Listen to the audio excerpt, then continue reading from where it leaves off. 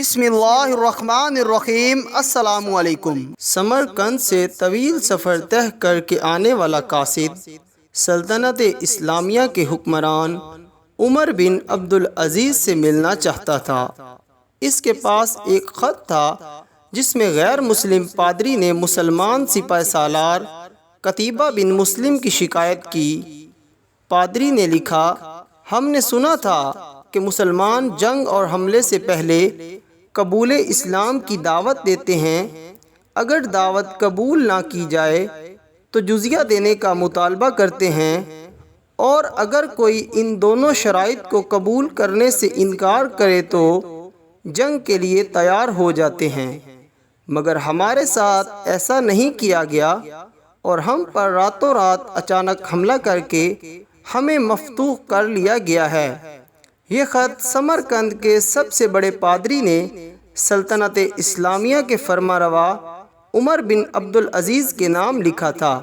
دمشق کے لوگوں سے شہنشاہ وقت کی قیامگاہ کا معلوم کرتے کرتے وہ قاصد ایک ایسے گھر جا پہنچا کہ جو انتہائی معمولی اور خستہ حالت میں تھا۔ ایک شخص دیوار سے لگی سیڑھی پر چڑھ کر چھت کی لپائی کر رہا تھا اور نیچے کھڑی ایک عورت گارا اٹھا کر اسے دے رہی تھی۔ جس راستے سے آیا تھا واپس اسی راستے سے ان لوگوں کے پاس جا پہنچا جنہوں نے اسے راستہ بتایا تھا۔ اس نے لوگوں سے کہا، میں نے تم سے اسلامی سلطنت کے بادشاہ کا پتہ پوچھا تھا، نہ کہ اس مفلوک الحال شخص کا جس کے گھر کی چھت بھی ٹوٹی ہوئی ہے۔ لوگوں نے کہا، ہم نے تجھے پتہ ٹھیک ہی بتایا تھا، وہی حاکم وقت عمر بن عبدالعزیز کا گھر ہے۔ قاصد پر مایوسی چھا گئی اور بے دلی سے دوبارہ اسی گھر پر جا کر دستک دی۔ جو شخص کچھ دیر پہلے تک لپائی کر رہا تھا وہی اندر سے نمودار ہوا۔ قاصد نے اپنا تعارف کرایا اور خط عمر بن عبدالعزیز کو دے دیا۔ عمر بن عبدالعزیز نے خط پڑھ کر اسی خط کی پشت پر لکھا، عمر بن عبدالعزیز کی طرف سے سمرقند میں تعینات اپنے عامل کے نام ایک قاضی کا تقرر کرو جو پادری کی شکایت سنے۔ مہر لگا کر خط واپس قاصد کو دے دیا۔ سمرقند لوٹ کر قاصد نے خط کا جواب اور ملاقات کا احوال جب پادری کو سنایا تو پادری پر بھی مایوسی چھا گئی۔ اس نے سوچا، کیا یہ وہ خط ہے جو مسلمانوں کے اس عظیم لشکر کو ہمارے شہر سے نکالے گا؟ انہیں یقین تھا کاغذ کا یہ ٹکڑا انہیں کوئی فائدہ نہیں پہنچا سکے گا، مگر کوئی اور راستہ بھی نہ تھا۔ چنانچہ خط لے کر ڈرتے ڈرتے امیر لشکر اور حاکم سمرقند قتیبہ بن مسلم کے پاس پہنچے۔ قتیبہ نے خط پڑھتے ہی فوراً ایک قاضی کا تعین کر دیا جو اس کے اپنے خلاف سمرقندیوں کی شکایت سن سکے۔ قاضی نے پادری سے پوچھا، کیا دعویٰ ہے تمہارا؟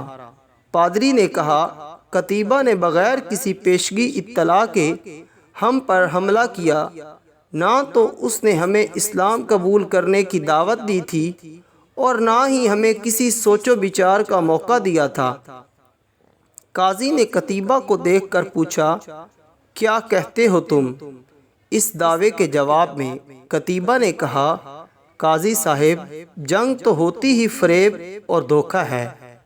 سمرقند ایک عظیم ملک تھا، اس کے قریب و جوار کے کم تر ملکوں نے نہ تو ہماری کسی دعوت کو مان کر اسلام قبول کیا تھا اور نہ ہی جزیہ دینے پر تیار ہوئے تھے، بلکہ ہمارے مقابلے میں جنگ کو ترجیح دی تھی۔ سمرقند کی زمینیں تو اور بھی سرسبز و شاداب اور زور آور تھیں۔ ہمیں پورا یقین تھا کہ یہ لوگ بھی لڑنے کو ہی ترجیح دیں گے۔ ہم نے موقع سے فائدہ اٹھایا اور سمرقند پر قبضہ کر لیا۔ قاضی نے قتیبہ کی بات کو نظر انداز کرتے ہوئے دوبارہ پوچھا، قتیبہ، میری بات کا جواب دو، تم نے ان لوگوں کو اسلام قبول کرنے کی دعوت، جزیہ یا پھر جنگ کی خبر دی تھی؟ قتیبہ نے کہا، نہیں قاضی صاحب، میں نے جس طرح پہلے ہی عرض کر دیا ہے کہ ہم نے موقع سے فائدہ اٹھایا تھا۔ قاضی نے کہا، میں دیکھ رہا ہوں کہ تم اپنی غلطی کا اقرار کر رہے ہو، اس کے بعد تو عدالت کا کوئی اور کام رہ ہی نہیں جاتا۔ اللہ نے اس دین کو فتح اور عظمت تو دی ہی عدل و انصاف کی وجہ سے ہے، نہ کہ دھوکہ دہی اور موقع پرستی سے۔ میری عدالت یہ فیصلہ سناتی ہے کہ تمام مسلمان فوجی اور ان کے عہدیداران بما اپنے بیوی بچوں کے اپنی ہر قسم کی املاک اور مال غنیمت چھوڑ کر سمرقند کی حدوں سے باہر نکل جائیں، اور سمرقند میں کوئی مسلمان باقی نہ رہنے پائے۔ اگر ادھر دوبارہ آنا بھی ہو تو بغیر کسی پیشگی اطلاع، دعوت کے اور 3 دن کی سوچ و بچار کی مہلت دیے بغیر نہ آیا جائے۔ پادری جو کچھ دیکھ اور سن رہا تھا وہ ناقابل یقین تھا۔ چند گھنٹوں کے بعد مسلمانوں کا عظیم لشکر قافلہ در قافلہ شہر کو چھوڑ کے جا چکا تھا۔ سمرقندیوں نے اپنی تاریخ میں ایسا کبھی نہیں دیکھا تھا کہ جب طاقتور فاتح قوم کمزور مفتوح قوم کو یوں دوبارہ آزادی بخش دے۔ ڈھلتے سورج کی روشنی میں لوگ ایک دوسرے سے سرگوشیاں کرنے لگے کہ یہ کیسا مذہب اور کیسے پیروکار ہیں۔ عدل کا یہ معیار کہ اپنوں کے خلاف ہی فیصلہ دے دے اور طاقتور سپہ سالار اس فیصلے پر سر جھکا کر عمل بھی کر دے۔ تاریخ گواہ ہے کہ تھوڑی ہی دیر میں پادری کی قیادت میں تمام شہر کے لوگ گھروں سے نکل کر لشکر کے پیچھے سرحدوں کی طرف دوڑے اور لا الہ الا اللہ محمد الرسول اللہ کا اقرار کرتے ہوئے ان کو واپس لے آئے کہ یہ آپ کی سلطنت ہے اور ہم آپ کی رعایا بن کر رہنا اپنے لیے فخر سمجھیں گے۔ دین رحمت نے وہاں ایسے نقوش چھوڑے کہ سمرقند ایک عرصے تک مسلمانوں کا دارالخلافہ بنا رہا۔